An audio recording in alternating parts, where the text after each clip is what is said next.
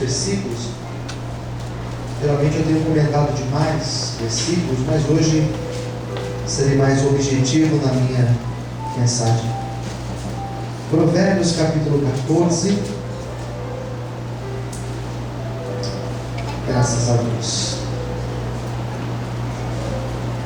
Provérbios 14. Em Salmos, depois de Salmos, Provérbios. Está aí no meio da Bíblia, não tem muito erro. Os que já encontraram, digo amém. Amém. Ó, eu vou ler o versículo primeiro. Vamos ler alguns versículos. 3 versículos. Vamos começar no primeiro. Diz assim: toda mulher sábia edifica a sua casa, mas a tola derriba com as suas mãos. Versículo 2: o que anda na sua sinceridade teme ao Senhor, mas o que se desvia de seus caminhos despreza-o. O terceiro versículo que eu vou ler é o 12. Vamos saltar lá no meio do texto.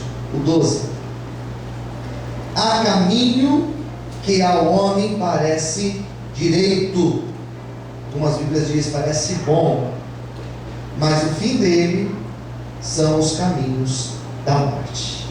Toda a igreja diga amém. Amém. Vamos curvar nossa cabeça por um instante. Vamos falar com Deus agora. Senhor, fala conosco nesta noite. Fala conosco através da palavra que foi lida, texto em Provérbios capítulo 14. Revela, Senhor, o teu querer, revela a tua vontade, revela o mais íntimo do teu Espírito às nossas vidas. Que todos que estão aqui nessa noite sejam tocados pela orientação e pela ministração da tua palavra, pelo ensino de hoje, Senhor, pois a tua palavra é viva e eficaz. Fala conosco em nome de Jesus. Amém. E graças a Deus. Será que você pode aplaudir? Graças a Deus.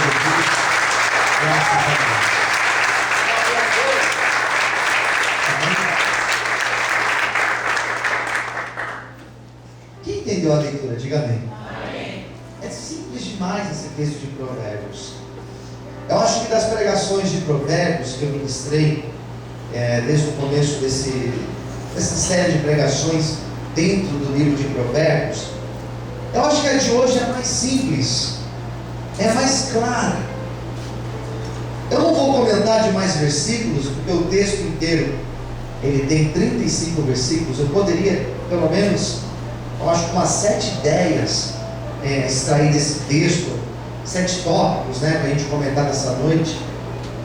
Mas eu percebi que esses 3 versículos que eu li para vocês, ou essas 3 ideias que nós vamos comentar nessa noite, se a gente conseguir guardar isso no coração, eu acho que nós vamos sair daqui muito abençoados. Quem entendeu? Diga amém. Eu acho que se a gente conseguir guardar essas 3 ideias de hoje, eu acredito que eu vou me sentir um pastor muito bem sucedido, porque essa palavra é muito clara. Percebe que o versículo primeira ideia que vai surgir no texto, o primeiro verbo que nós encontramos aqui é o verbo edificar. Pergunte para o seu irmão ou para a sua irmã que estiver ao teu lado: você sabe o que é edificar? Sabe o que é edificar? Edificar é construir. Edificar é você levantar algo, você construir algo. Casa você edifica, um prédio. Edificar fala de construção. E construção, edificação, são passos a passos que você vai seguindo. Se você for construir uma casa, você não vai começar construindo pela pintura da casa, porque a casa não existe. Você tem que construir a base, a edificação, a estrutura, e você vai começar levantando as paredes, você vai começar colocando telhado, e uma das últimas coisas que você vai fazer vai ser a pintura, por exemplo. Edificar fala de nós seguirmos passos, de você ter paciência de fazer um passo, depois fazer um outro passo, e assim vai. O texto vai começar dizendo que a mulher sábia, a mulher que tem sabedoria, ela consegue edificar a sua casa. E é claro que esse texto não se refere a construir uma casa no sentido de um lugar para você morar. E eu quero extrapolar mais ainda esse texto e não ficar apenas no gênero feminino. Eu não quero falar essa palavra apenas para as mulheres que estão aqui ouvindo essa pregação, mas essa palavra, ela serve para todos nós que estamos aqui, homens e mulheres. O que o texto está dizendo para mim e para você nessa noite, que nós temos condição de edificar. Quem entendeu, diga amém. Nós não temos condição de criar, no sentido de apenas Deus é criador, mas nós temos capacidade de edificar. E edificar o quê? Edificar a nossa vida, edificar projetos, edificar sonhos. Nós que estamos aqui, nós temos condição, todos nós temos condição de sermos alguma coisa melhor no dia de amanhã. Quem entendeu, diga amém. Nós temos condição de fazer desse ano um ano diferente. Nós temos a condição de edificar, e o texto fala isso muito claro, que nós temos essa condição de edificar.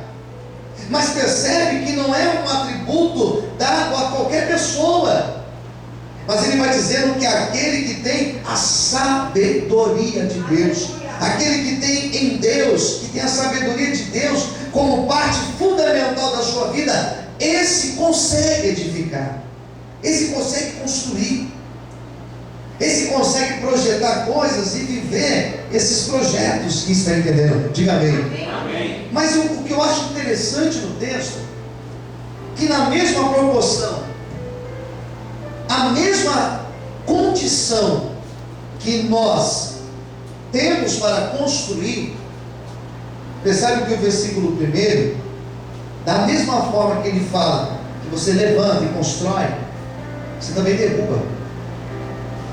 Você pode tanto construir, como você pode também derrubar. E o texto fala, derrubar com as suas mãos. Quem entendeu, diga amém. Amém. Essa mão que constrói, ela também derruba. A capacidade que tenho de construir é a mesma capacidade que eu tenho para destruir. O negócio é fantástico. O negócio é muito claro, queridos. Que a pessoa, ou ela pode ter um ano abençoado, ou ela pode destruir o seu ano. Ou eu posso edificar a minha vida, ou eu posso destruir a minha vida.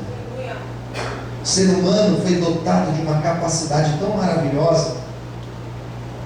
O mesmo ser humano pôde criar, por exemplo, a energia elétrica que nos serve para tantas coisas boas. Imagine se nós não tivéssemos a energia elétrica. O mesmo ser humano que teve essa capacidade, ele também construiu, por exemplo, uma bomba chamada bomba atômica, que pode destruir todo o planeta, que tem capacidade de destruir o planeta que nós habitamos. O mesmo ser humano que tem capacidade de salvar uma vida, o mesmo ser humano que tem a capacidade de ser um médico e salvar alguém que está ali sofrendo, que fazer um transplante, por exemplo, de coração, a mesma capacidade, o mesmo ser humano, ele pode tirar a vida do outro por causa de 10 reais, por causa de uma camisa de um time. O ser humano, ele pode construir, mas ele pode colocar tudo a perder. E a reflexão de hoje nos faz entender isso, que Deus nos deu essa capacidade, que Deus deu para cada um aqui essa capacidade, ou de você construir, ou de você destruir, ou de você levantar, ou de você derrubar, ou de você viver o melhor de Deus, ou você simplesmente deixar tudo para trás e viver do jeito que você quiser viver. Nós temos essa capacidade. Nós temos a capacidade tanto para construir, como para colocar tudo a perder, tudo por água abaixo. E nesta noite, Deus não está aqui. Deus não nos deu livre-arbítrio para nós destruirmos a nossa vida. Deus nos deu livre-arbítrio como um favor, como uma bênção. Mas Deus quer que nós escolhamos bem os nossos caminhos, para que através das nossas mãos nós possamos construir, nós possamos edificar, nós possamos criar projetos e viver os projetos de Deus em nossas vidas. Amém? Será que você pode aplaudir e exaltar o Senhor essa noite? Você pode aplaudir o Senhor em nós, aleluia. Aleluia. É a mesma capacidade, tanto para construir, quanto para destruir e destruir tudo. Os últimos dias têm sido dias bem trabalhosos para mim. Eu tenho acompanhado alguns casais, e sobretudo um casal especial, e tem me dado um pouco de trabalho. Nesse sentido, você vê que a pessoa, ela coloca tudo a perder, queridos, o que ela demorou anos para construir. O casamento que você demora tantos anos para você solidificar, às vezes a pessoa põe tudo a perder, e ela põe pelas suas próprias mãos, pelas suas próprias escolhas. Que essa igreja diga amém. Eu dou um exemplo do casamento, mas eu poderia falar de alguém que lutou a vida inteira por um projeto profissional, por exemplo, uma carreira profissional, e batalha, e de repente ela coloca tudo a perder. Eu conversei com uma pessoa ano passado que se dizia estressada do trabalho e me procurou para se aconselhar, e um salário altíssimo, uma carreira fantástica profissional, e a pessoa já estava no seu limite e ela simplesmente colocou tudo a perder, e ela não consegue agora entrar numa outra vaga para ganhar o que ganhava antes. E hoje, exatamente hoje, ganha metade do que ganhava antes. Colocou tudo a perder. Com a mesma mão você constrói, com a mesma mão você pode destruir tudo. Às vezes nós demoramos tanto para conseguir algumas coisas, para dar alguns passos, para chegar em certos lugares. Anos às vezes. E de repente, por um impulso, quem que Deus diga amém? Amém. De repente, por um nervoso, de repente, por uns 5 minutos que você está irado, preste atenção em mim, você coloca tudo a perder. Você simplesmente esquece de todo o sacrifício que você teve para edificar tijolo a tijolo. Você vai lá e destrói tudo. Você vai lá e esquece de tudo. E é isso que o texto está dizendo. E percebe que tudo isso está relacionado à ingratidão.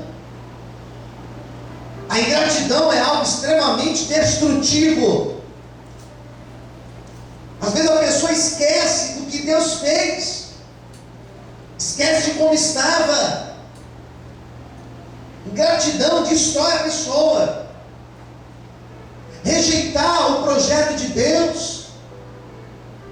Deus foi lá e deu, te presenteou, te abençoou, mas se você rejeitar isso, você está se autodestruindo com as suas mãos. Ninguém está destruindo, não é o adversário, é você mesmo. A pessoa destrói quando ela não zela por aquilo que Deus deu a ela. Fala para quem estiver ao teu lado, zela por aquilo que Deus te deu. Cuide, querido, cuide, querida, daquilo que Deus te deu.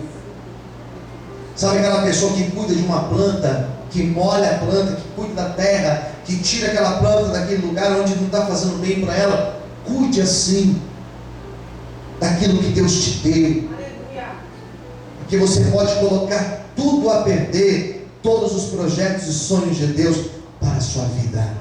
Quem está entendendo, diga amém. Amém. Percebe que o versículo 2, a ideia do versículo 2 não vai fugir da ideia primeira, mas eu faço questão de comentar o 2, porque o 2 fala assim: olha, o que anda na sinceridade, ele teme ao Senhor, mas o que desvia de seus caminhos, essa última palavra achei forte, despreza-o. Desprezar, você desprezar alguém, eu já acho algo muito sério. Hoje eu ministrei no hospital, hoje à tarde, no hospital onde eu faço um trabalho às quintas-feiras, e eu falei do Salmo de número 13. Se você nunca leu o Salmo 13, eu recomendo você ler o Salmo 13. São seis versículos. E o Salmo 13, o salmista, ele estava com essa síndrome de esquecido de Deus. Até quando, Senhor? Ele começa o versículo 1 dizendo: até quando, Senhor? Até quando se esquecerás de mim, Senhor? Para sempre. Até quando te consultarei com a minha alma, tendo tristeza no meu coração a cada dia? Até quando eu vou clamar para ti? O Senhor vai, o versículo diz que ele vai virar a face, vai me desprezar. A pior dor que tem é a dor de você ser desprezado por alguém. Não sei se você já amou alguém e foi desprezado. É muito doloroso. Mas o texto não fala de nós sermos desprezados. O texto fala de você desprezar e desprezar a Deus. Quem entendeu, diga amém. E aqui é interessante que fala que quando nós nos esquecemos de Deus, quando nós nos afastamos de Deus, quando deixamos de buscar a Deus, nós estamos desprezando o Senhor. Percebe que você edifica com uma mão e você pode com a outra mão destruir o que você edificou. E nós destruímos e colocamos tudo a perder quando nós desprezamos a Deus. Eu conversava com uma pessoa ontem fazendo um atendimento. Essa pessoa passando por uma grande crise em sua vida, e angustiada, triste, porque tem feito um monte de coisa errada. E a maior preocupação da pessoa é: poxa, o que minha mulher vai achar? O que não sei quem vai achar? E teve um momento que eu parei a conversa. Eu falei: mas o que Deus vai achar? Agora eu vou pensar que Ele está vendo é tudo, Ele sabe de tudo. Não está preocupado com a opinião de Deus, não? Não, eu estou, mas não tinha nem falado de Deus até aquele momento. Às vezes nós desprezamos até Deus, irmãos. Quem entendeu, diga amém. Às vezes nós estamos focados em tantas coisas na vida e nós desprezamos a Deus. Às vezes nós não preocupamos, e aí, qual é a opinião de Deus? Às vezes nós nem preocupamos se Deus vai estar conosco, se Deus estará na frente, se eu tomar essa decisão, será que eu vou ter a bênção de Deus comigo ou não? Porque se eu desprezo a opinião de Deus, se eu desprezo Deus está comigo, se eu desprezo a bênção do Senhor no meu projeto, peraí, eu quero o que então? Eu quero do meu jeito. E fazer do meu jeito é a maior loucura que eu posso fazer na minha vida. Porque nada melhor do que você estar amparado por Deus, abençoado por Deus nos seus projetos. Que Deus nessa noite venha ser não parte do teu projeto, mas que Deus nessa noite Ele possa ser o Senhor do nosso projeto, para que tudo aquilo que nós fizermos possamos ser honrados e abençoados por Deus durante todo esse ano. Amém? Quantos podem aplaudir o Senhor e glorificar a Deus muito forte? Aleluia. Aleluia. Posso ouvir amém?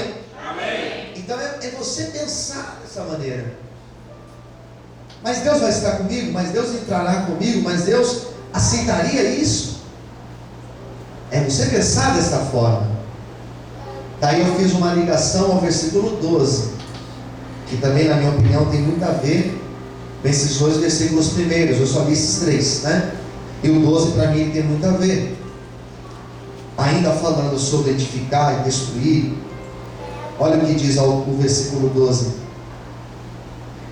Há caminho, existe caminho que ao homem parece, ou seja, aparentemente é um caminho direito, parece até ser um caminho bom, mas o fim dele, mas lá na frente, são os caminhos da morte. Quem quer dizer amém? Amém. Então quer dizer que o versículo primeiro fala que ou eu edifico ou eu estou destruindo.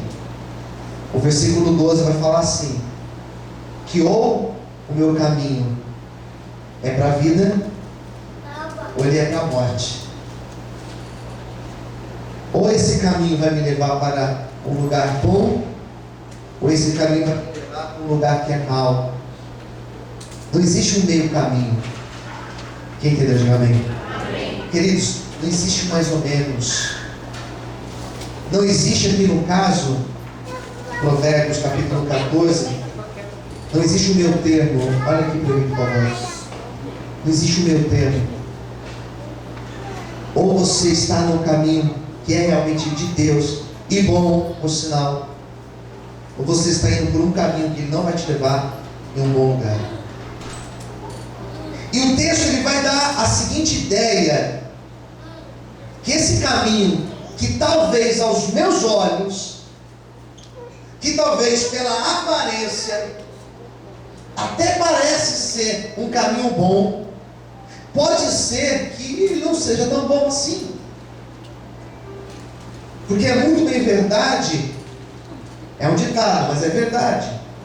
As aparências, elas podem o quê? Elas podem enganar. Uma outra ideia, que também é citada no texto de Jeremias, o profeta que eu ministrei na última terça-feira, é que o coração do homem ele é uma coisa extremamente enganosa. Às vezes nós desejamos tanto uma coisa e aquilo não é de Deus para a nossa vida. Aquilo não é o melhor de Deus para as nossas vidas. Uma pessoa chegou para mim essa semana e falou: pastor, ora por mim nesta causa aqui, ó, porque esse aqui é o meu sonho. Trabalhar nessa empresa aqui é o meu sonho. Eu falei: eu vou orar para que a vontade de Deus seja feita. Porque se essa não for a bênção de Deus para a tua vida, Ele tem algo melhor para você. Quem está entendendo? Diga amém. Amém. Porque o nosso coração, ele é enganoso. Os nossos desejos, eles podem até nos enganar. Às vezes nós somos tentados a guiar por caminhos que são mais convenientes. O caminho mais rápido, o caminho mais fácil, o caminho que vai me levar com mais facilidade. Mas nem sempre o melhor caminho é o mais rápido, é o mais curto, e o que aparentemente vai me levar mais rápido lá, nem sempre esse é o melhor caminho, nem sempre essa é a melhor decisão, nem sempre essa é a melhor forma para eu conduzir a minha vida. E é por isso que o texto aqui, o autor que escreveu Provérbios, capítulo de número 14, ele está dizendo justamente isso no versículo 12. Existe caminho que parece ser bom, mas não é bom. São caminhos que vão te levar para a morte. E você diz: pastor, mas é aí então, o que eu faço? Como saber? Como ter certeza que eu estou na direção? Como ter certeza de que esse caminho não é somente a minha vontade, mas é a vontade de Deus?